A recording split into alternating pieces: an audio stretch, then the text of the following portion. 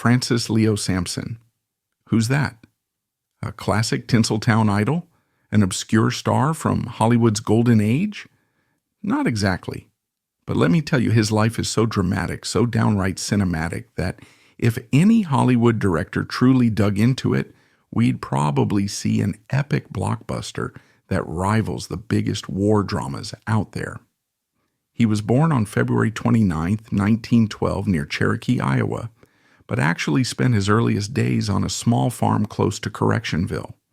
The family, father Leo C. Sampson, who was a farmer and also ran a little store, and mother Grace Sullivan of Irish descent, devout in her Catholic faith. Ireland's Catholic heritage had run strong in Grace's ancestors, and that sense of unwavering devotion seeped into the Sampson household. Francis had 7 siblings, which made the place a perpetual hive of noise and chores. The chores were no joke. Everyone had to pitch in. That's farm life. You milk cows before dawn, bale hay, feed chickens, gather eggs, then dash off to do your homework. Hard work was the everyday gospel around there, matched only by the actual gospel that Grace read daily. By the time Francis was 12, something stirred in him that suggested a different path than just continuing the farm life. He felt called to be a priest, or at least that's how he later recounted it to close friends. It must have been an intense feeling. While other kids fantasized about baseball or daydreamed about maybe heading to the city, Francis thought about attending seminary, devoting himself to serving God. So in 1929, at the age of 17, he left Iowa for the bright bayous of New Orleans, enrolling at Notre Dame Seminary. Picture a teenage farm kid stepping into the humidity of southern Louisiana, diving into Latin declensions, biblical theology, and the rigors of seminary discipline. Not exactly the carefree existence of a normal high schooler, but Francis thrived in that environment. He discovered he had a knack for languages, a calm presence that comforted people, and an iron will. On June 2, 1937, at St. Paul's Cathedral in Minnesota, Sampson finally became Father Sampson, ordained a Catholic priest. For the next few years, he served parishes across Iowa. If you can imagine a young chaplain in black robes riding a bicycle from farm to farm, administering sacraments, hearing confessions, that was him. He also taught at Dowling High School in Des Moines, where he was known as a gentle but firm presence in the classroom. No big fuss, no major drama, just a man living out his vocation, occasionally daydreaming about ways to better connect with youth to keep faith relevant. But as the 1930s drew to a close, the world was gearing up for a cataclysm. Europe was on the brink of war, Hitler rattling sabers, Mussolini flexing in Africa, the entire global order teetering on the edge. In 1941, with the U.S. inching closer to involvement, Sampson noticed the surge in patriotic fervor. People asked if the chaplain corps was robust enough to serve the wave of young men likely headed into conflict.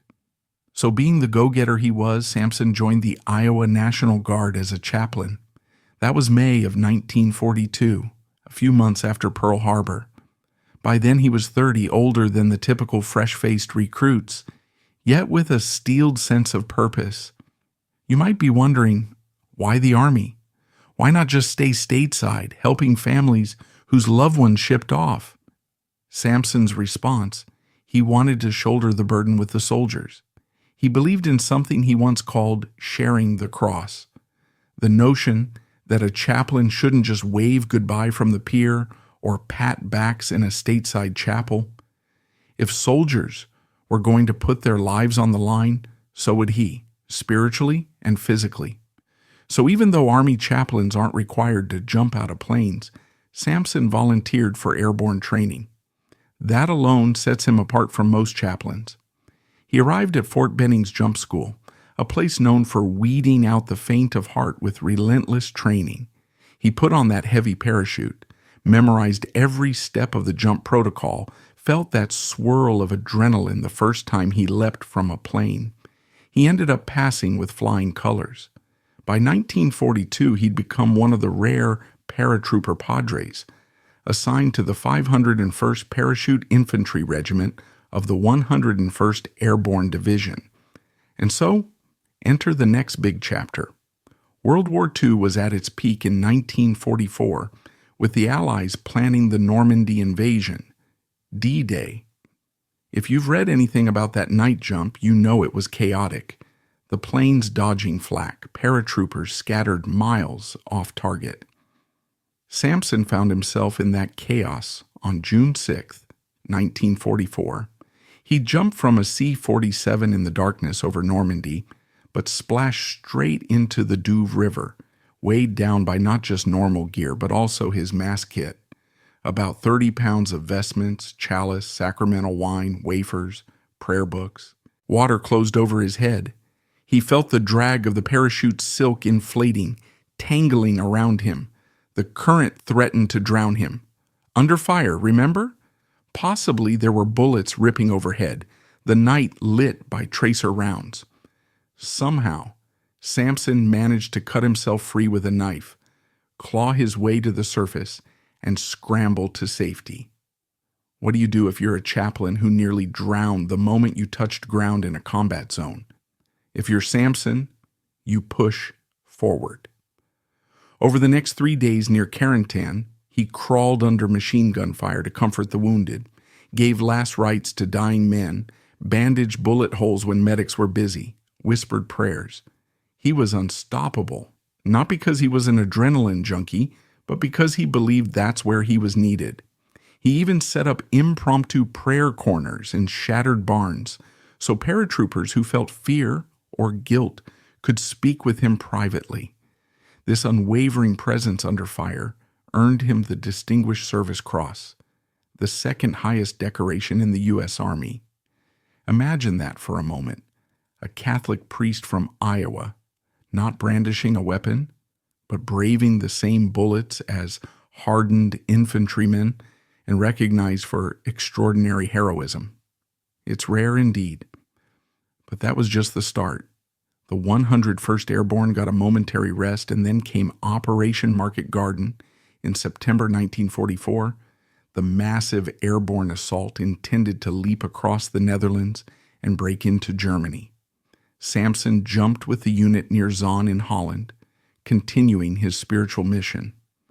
On September 19th, while aiding the wounded, he was captured by German forces. They forced him to dig trenches, presumably as a prelude to who knows what fate. However, just 2 days later, the 506th AEPIR, part of the 101st, counterattacked, and Sampson was liberated.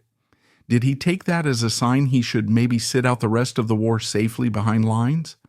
Absolutely not. He rejoined the front, still carrying that battered mass kit, still performing sacraments in bombed-out churches, still collecting the wounded from the fields. He got a Bronze Star for that unwavering devotion. Then we have the grand finale of the 101st's involvement in Europe, the Battle of the Bulge, December 1944 to January 1945. The Germans launched a surprise offensive through the Ardennes. The 101st Airborne found itself encircled in Bastogne, short on supplies, lacking proper winter gear, battered by artillery. Sampson was right there, in the thick of it. The 501st had set up a rough church aid station in a bombed-out building. Sampson scurried among the wounded, hearing confessions, distributing bandages, offering comfort. One day near March, about December 19th, he got captured again, this time by the 1st SS Panzer Division. The story goes that some soldiers threatened to shoot him, but an officer noticed Sampson's priestly collar or insignia and halted the execution. Maybe they recognized the rules of war about chaplains being non-combatants. Either way, Sampson was whisked off as a prisoner. So now we find him in the German POW camp system. Eventually he wound up in Stalag 2A near New Brandenburg. This was no summer camp. Over 6,000 Allied POWs, meager rations, rampant disease, the constant gloom of captivity. Sampson did what he could, holding clandestine masses with scraps of bread for the Eucharist, using whatever he could scrounge for wine. He comforted men who were losing hope. He might have done 100 confessions a week, listening to men pour out anguish over lost friends, or the guilt of surviving when others didn't. Even the guards sometimes respected him enough to let him maintain a small corner for prayer. The Soviets liberated that camp in May 1945. War in Europe was done. Sampson, physically exhausted but spiritually unbroken, came back to the U.S. with a battered uniform, a couple of new medals, and stories that would make the bravest soldier flinch. But that's not the end. Many thought the final credits would roll once Sampson returned, but no. He was assigned to Fort Bragg, one of the major Army bases, to train new chaplains. The man had more than earned the right to retire from heroics, yet his sense of duty persisted. He put pen to paper, writing memoirs about his captivity, about the spiritual journeys he'd witnessed on the battlefield. Then in 1950, the Korean War erupted. China and the Soviet Union backed North Korea. The U.S. allied with the South. Sampson, by now a lieutenant colonel in the chaplain corps, got shipped off again. He served first with the 11th Airborne Division, then joined the 187 Airborne Regimental Combat Team. If you thought one war was enough for him, apparently not. During a 1951 combat jump near Munsan-ni, Sampson parachuted from a cargo plane alongside paratroopers half his age, landing amid mortar blasts. He reportedly carried a wounded soldier on his back to an aid station, ignoring the shells bursting around them. Another Bronze Star was added to his record. People sometimes asked him if he ever considered picking up a rifle to defend himself. He insisted that the cross was his sole weapon. War's brutality tested his faith again, but he emerged once more resolute in the belief that chaplains had to be frontline spiritual warriors, not distant figureheads. After Korea, Sampson took various assignments in the Philippines, where he helped rebuild local churches ravaged by World War II occupation and stateside. He rose up the ranks in the chaplain corps, eventually becoming deputy chief of chaplains from 1961 to 1965. By the mid-1960s, the next big conflict, Vietnam, was looming. The Army was expanding and chaplains were in short supply. Sampson, feeling that tug to serve once again, found himself in Southeast Asia in 1965, overseeing Army chaplains in Vietnam as chief of chaplains, U.S. Army Pacific. He was, by then, promoted to Major General in 1967, the highest rank a Catholic chaplain had ever held in the Army. Think about that for a moment. This farm boy from Iowa, who nearly drowned on D-Day, who survived the Bastogne siege and subsequent POW captivity, was now a 2-star general in the chaplaincy, traveling by helicopter across the steamy jungles of Vietnam to visit remote outposts. He distributed rosaries and prayer books to Catholic soldiers, but also made sure chaplains of other denominations had the support they needed. Sometimes the choppers took sniper fire. Sampson would stoop low behind the seats, a small smile on his face, muttering a quick prayer or perhaps cracking a joke to ease the tension.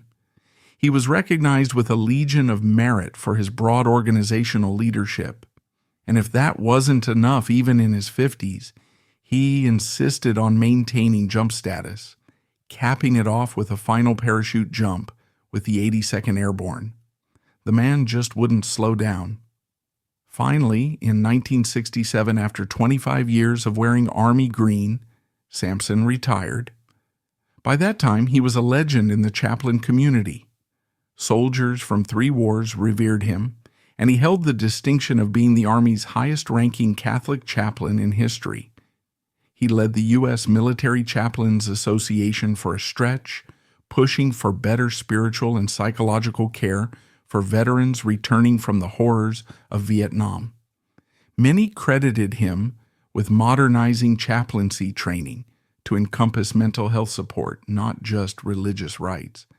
It might surprise you to learn that Sampson's D-Day escapade indirectly inspired some bits of the 1998 film Saving Private Ryan. Although the chaplain figure in the movie is more an off-screen presence, Robert Rodat, the screenwriter, apparently drew from various chaplains' stories of that night jump into Normandy, Sampson's near drowning among them. Of course, the film merges narratives and focuses on the quest to save one soldier. Sampson never had a save one man at all costs mission, but the raw sense of spirituality under fire, the desperate acts of heroism, that was Sampson's daily life. He never sued or complained about not being named. He wasn't in it for recognition. If anything, he found it amusing that some people recognized aspects of his story in the film. After retirement, Sampson settled in Arlington, Virginia. You might imagine him in a quiet home, gardening in the backyard, or occasionally giving a guest lecture at a Catholic university. He frequently visited VA hospitals, talking to younger vets from Vietnam who struggled with nightmares or addictions, reminiscent of the men he'd comforted in Bastogne.